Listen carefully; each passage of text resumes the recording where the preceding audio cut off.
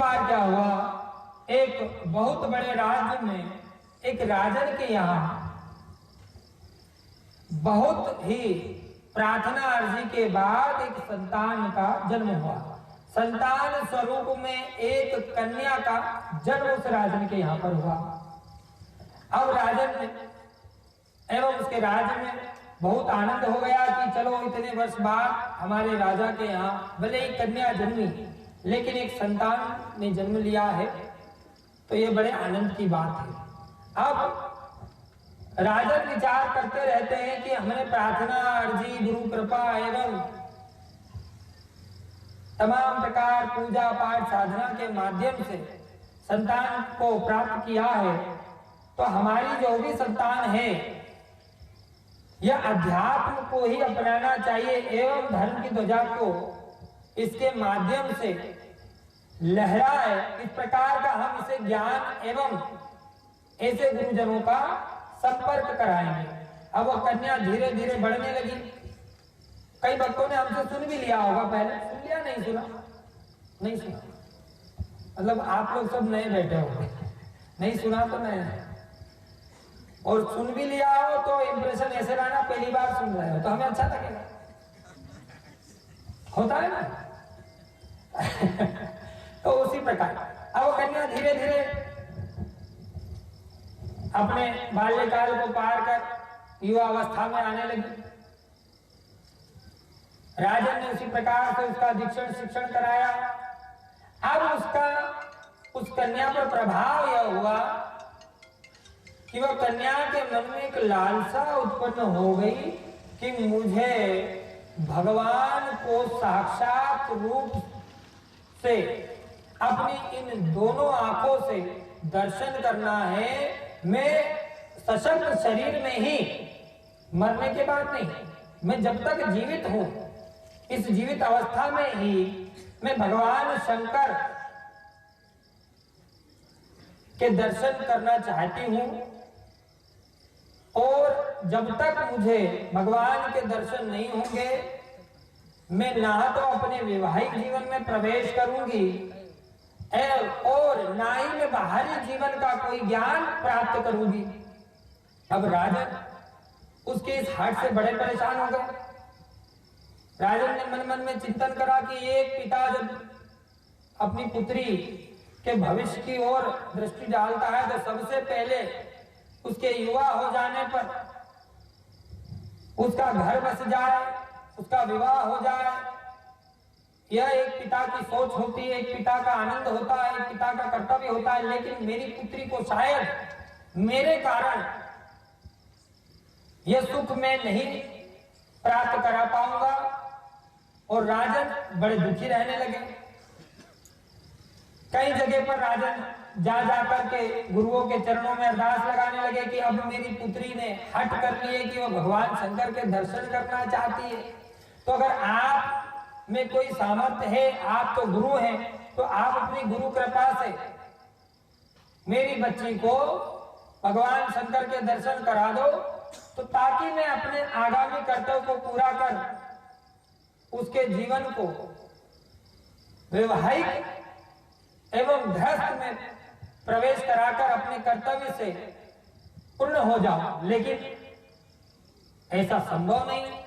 वह अनेकों अनेक गुरुओं के पास जाने लगा, लेकिन सारे गुरु दोनों हाथ खड़े करते, भाई बोले ऐसा कोई होता है भगवान शंकर के दर्शन? अरे उनको करा देते आपकी पुत्री को, तो हम यहाँ होते ही नहीं, क्योंकि अगर कराने का सामर्थ्य होता तो हम स्वयं ही दर्शन करके विलुप्त हो जाते। हम तुम ध्यान साधना कर रहे हैं, तुम तो अपनी पुत्री से कहो कि ध्यान लगाएं, साधना करें, हो सकता है उससे कोई कृपा हो।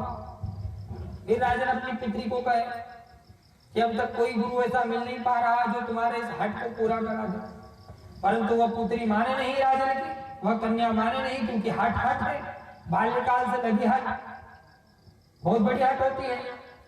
एक बार क्या हुआ, उस राजन की नगरी में एक संत भिक्षा मांगने आया। उसने जैसे ही राज्य में प्रवेश किया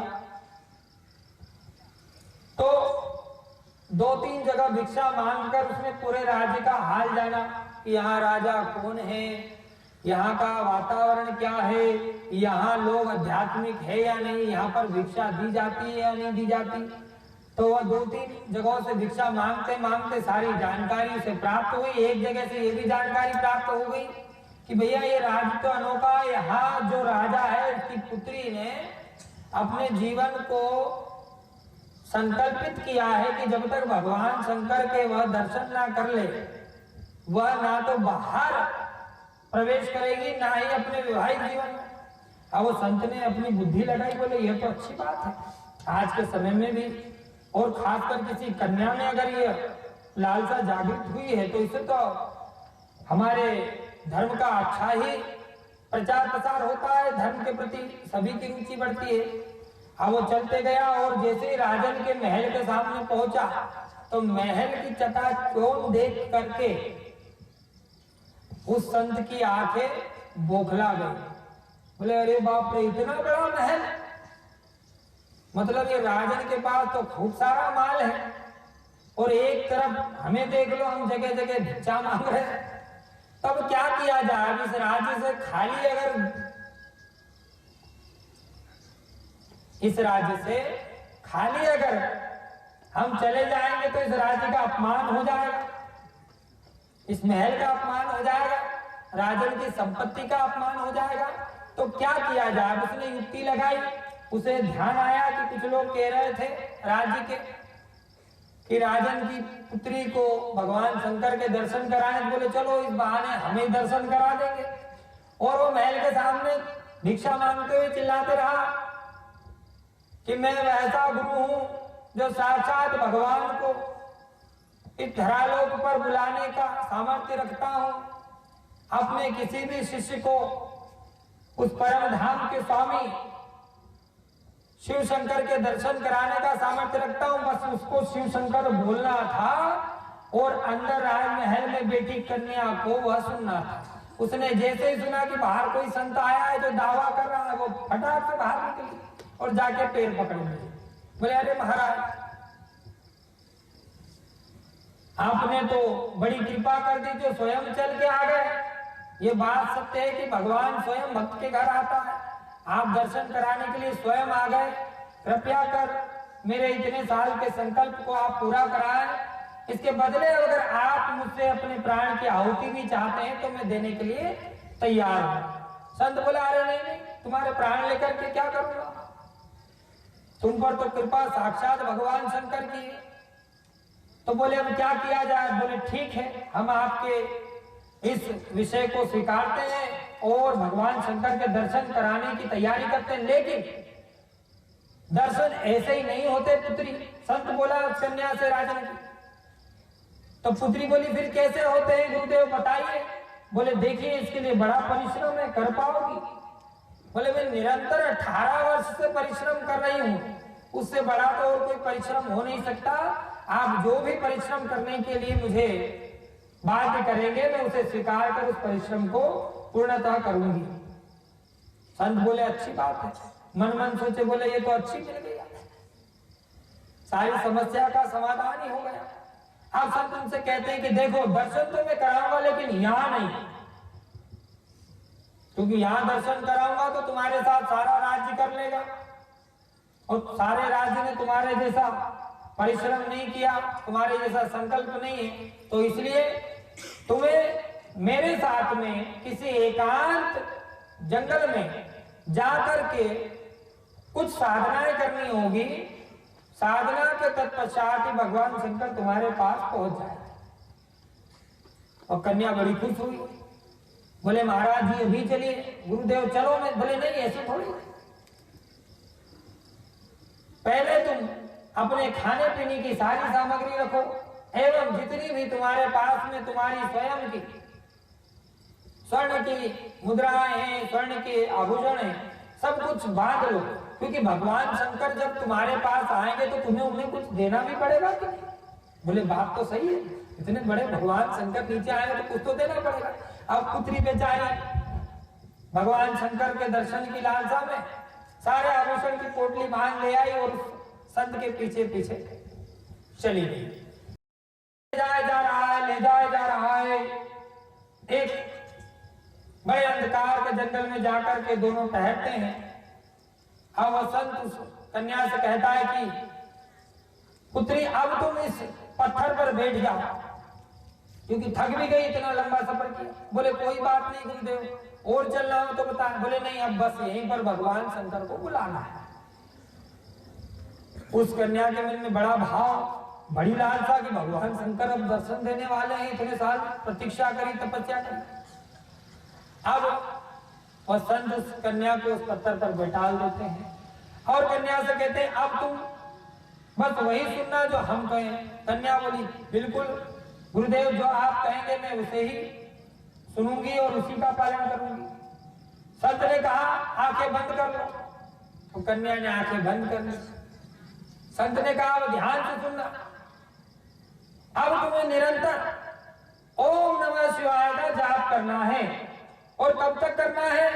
जब तक मैं तुम्हें रोकूं ना, अर्थात तुम जब तक आंखें मत खोलना और ओम नमः शिवाय का जाप बंद मत करना, जब तक मैं तुम्हें इस वाणी में, इसी आवाज में, मेरे स्वयं की आवाज में रुकने के लिए ना कहूं। जैसे ही भगवान शंकर उतरेंगे, मैं तुम्हारे पास बैठा हूं, मैं वैसे ही तुम्हें कहूंगा कि पुत्री आंखें खोल लो, भगवान शंकर आ गए, वैसे ही तुम आंखें खोलना। और क्यों कोई और अगर कह दे, क्योंकि दानव राक्षस भंग करते हैं, तो अगर मेरी आवाज के अलावा कोई दूसरी आवाज में तुम्हें आंखें खोलने के लिए कहा जाए तो ध्यान मत देना। अब वो कन्या बोले जी महाराज, जी गुरुदेव, जैसी आपकी आज्ञा। अब यहाँ वह बेचारी आंखें बंद करके ओम नमः शिवाय का जाप करती है निरंतर। कुछ देर होती, संत देखता है ये ध्यान में लग गई, और धीरे से वो आभूषण की सारी पोटली उठाता है, चलता बनता चले जाता है जंगल पार कर, सारे कपड़े जंगल ही उतार के बदल लेता है। आराम से एक राजा महाराजाओं की तरह वस्त्र धारण कर चले जाता है। सब समस्याओं का समाधान। संत परमात्मा संत के जय हो प्रभु, तुमने तो आज लीला ही दिखा दी, बदल दिया। अब वसंत तो चला जाता है, दूर जाकर के वो अपने जीवन को बड़े आनंद से सर्व सुखों के साथ जीने लगता है। लेकिन इस जंगल में बेचारी कन्या निरंतर ओम नमः शिवाय का जाप करते। सप्ताह बीत गया, मन ही मन कन्या सोच रही गुरुजी आवाज नहीं लगाया, अभी शंकर भगवान आए, जब तेरा महा बीत गया, गुरुजी की आवाज नहीं आई। बोले जब तेरा गुरुजी ने कहा नहीं तो फिर दर्शन नहीं हो।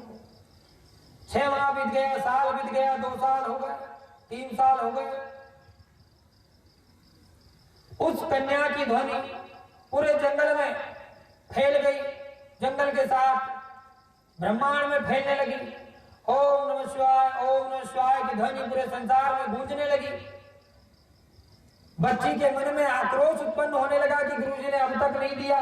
स्वर में क्रोध आने लगा, स्वर में क्रोध आया, वैसे सारे पशु पक्षी उस ध्वनि के प्रताप से, क्योंकि अगर क्रोध में किसी मंत्र को जपा जाए तो उसका फल दुष्परिणाम लाता है, सरलता में जपा जाए तो लाभ लाता है। बच्ची का क्रोध बढ़ने लगा, अभी भगवान शंकर नहीं आए, कितना समय हो गया, गुरुजी ने आवाज नहीं दी। सारे वो क्रोध उस ओम नमः शिवाय जाप में संसार में फैलने लगे, पशु पक्षी मरने लगे। अब ऊपर बैठे भगवान शंकर के पास मां पार्वती कहती है कि यह कन्या तुम्हारे नाम का इतना रटन लगाए बैठी है, सालों जाने लगे, सालों होने लगे, अब कुछ करके इसे रोको, नहीं तो इसके इस क्रोध भरे स्वर से ये संसार नष्ट हो जाएगा। भगवान शंकर बोले क्या करूं बताओ। बोले क्या करूं, मुझे आज्ञा दो, मैं जाकर के कहती हूँ कि भगवान शंकर प्रसन्न हो गए, तुम आंखें खोल लो। और फिर वह आंखें खोल ले तो तुम चले आना, दर्शन दे देना। माँ पार्वती ऊपर से नीचे आती है कैलाश धाम से, बच्ची के पास आके कहती है कि कन्या, भगवान शंकर तुम्हारे इस बड़े प्रतापी ताप से प्रसन्न हुए, तुम्हारी तपस्या से प्रसन्न हुए, आंखें खोल लो, तुम्हें दर्शन देने आ रहे हैं। बच्ची आवाज सुनती है, अनुमान लगाती है गुरुजी की आवाज नहीं है, कोई राक्षसनी मुझसे लोभ करने आ गई। वो आंखें नहीं खोलती, और निरंतर और ध्वनि बढ़ा देते। माँ पार्वती कहती ऐसे नहीं मानेगी, भगवान शंकर को ही बुलाना। फिर भगवान शंकर को बुलाया। माँ पार्वती ने कहा तुम ही आ जाओ, तुम ही अपनी आवाज से बोलो। भगवान शंकर आ गए, बोले बेटा बिटिया आके खोल, कन्या आके खोलो, तुम मेरे नाम को मुझे प्राप्त करने दर्शन के लिए बुला रही हो। मैं आ गया। फिर कन्या सुनती गुरु जी का आवाज नहीं है, ये कोई फिर ढोंगी आ गया राक्षस, मेरी तपस्या भंग कराने। बहुत ऐसे ओम स्वाहा करती। भगवान शंकर बड़े अचंभित। मां पार्वती बोले देखो जिसको बुलाना चाहती वो आ गए, आंखें नहीं खोल। धीरे धीरे सारे देवतागण नीचे उतर के बोलने लगे कन्या खोल लो, साक्षात तुम तो भगवान शंकर को बुला रही थी। पूरा स्वर्ग से सारे देवता आ गए हैं, सारे देवता तुम्हारे इर्द गिर्द थे, सभी के दर्शन कर लो। नहीं, बोले बहुत सारे राक्षस आ गए। बच्ची मन में सोचे इतने सारे राक्षस आ गए, देखो मेरी तपस्या भंग करा। गुरु जी की आवाज नहीं है, मैं आंखें नहीं खोली।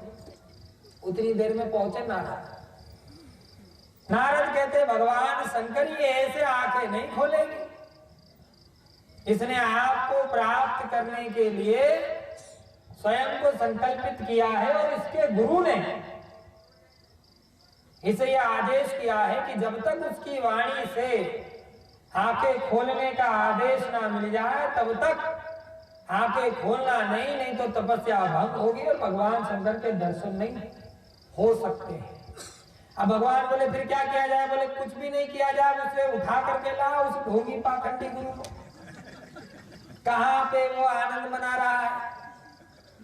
कुछ देवता जाते हैं भेष बदल करके जाकर के उस संत से कहते हैं भैया चलो तुम्हें तो बुलाया जा रहा है भगवान शंकर। वो बड़े आचंबित बोले कहां भगवान शंकर बुला रहा है हमको, हम तो बड़े आनंद में। बोले नहीं नहीं तुम्हें चलना पड़ेगा। वो संत भी नहीं माने, बोले मैं अपना जीवन आनंद से जी रहा हूं, मुझे कहीं नहीं जाना। कोई भगवान शंकर अंकर और कुछ नहीं होता है। भगवान शंकर अंकर कहां भगवान? बोले अच्छा कुछ नहीं होता, तुमने तो कन्या को वहां पे लगन लगा करके छोड़ दिया। संत को ध्यान आता, बोले ये क्या बात है कि राजन को पता तो नहीं चल गया कि मैंने उसकी पुत्री को लूट लिया, अब तो गया।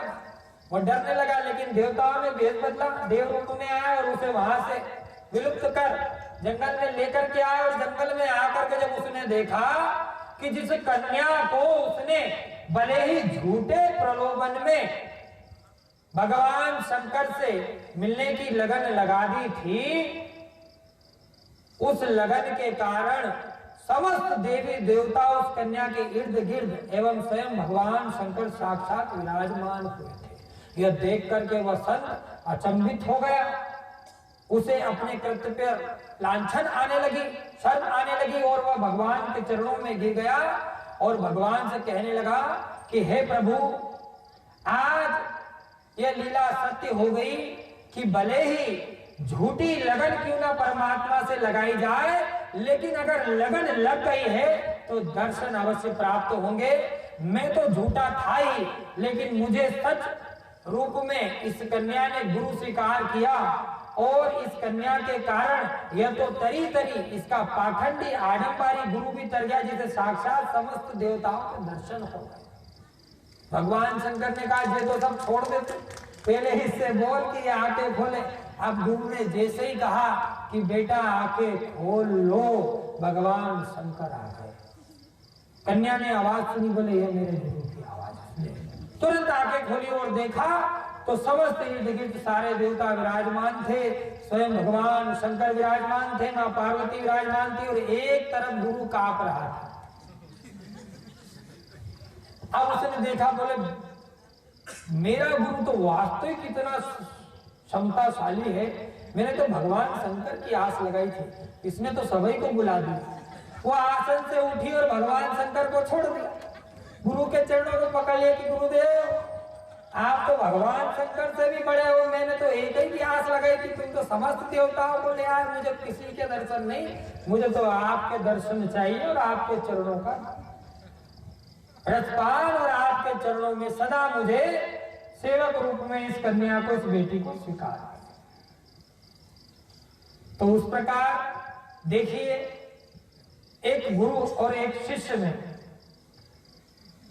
क्या प्रताप उत्पन्न होता है कि भले ही गुरु झूठा था लेकिन शिष्य सच्चा निकल गया।